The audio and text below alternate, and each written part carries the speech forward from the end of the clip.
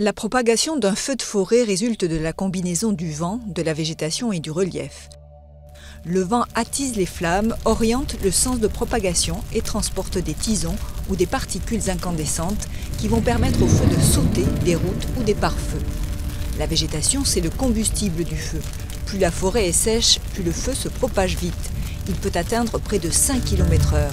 La vitesse augmente d'autant que la forêt est broussailleuse et que le sous-bois n'est pas nettoyé. Les tapis de feuilles séchées sur le sol sont un excellent combustible. Dans les reliefs, les montées favorisent l'accélération du feu alors que la descente est une zone de ralentissement. Dans les zones à fort risque, un guet aérien est mis en place jour et nuit si nécessaire. Dès qu'un feu est détecté, les trackers larguent leur charge d'eau mélangée à un retardant, un sel inifugent qui retarde la combustion des végétaux. Si le feu se développe, la noria des Canadair, avions aux capacités plus importantes, commence. Les avions bombardiers larguent leurs 6000 litres d'eau sur le feu.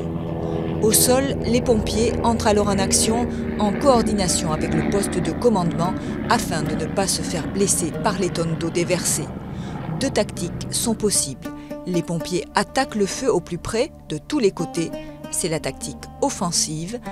La tactique défensive, elle, consiste à attendre l'arrivée du feu et à protéger les points sensibles en établissant une ligne de véhicules d'intervention qui arrosent les flammes.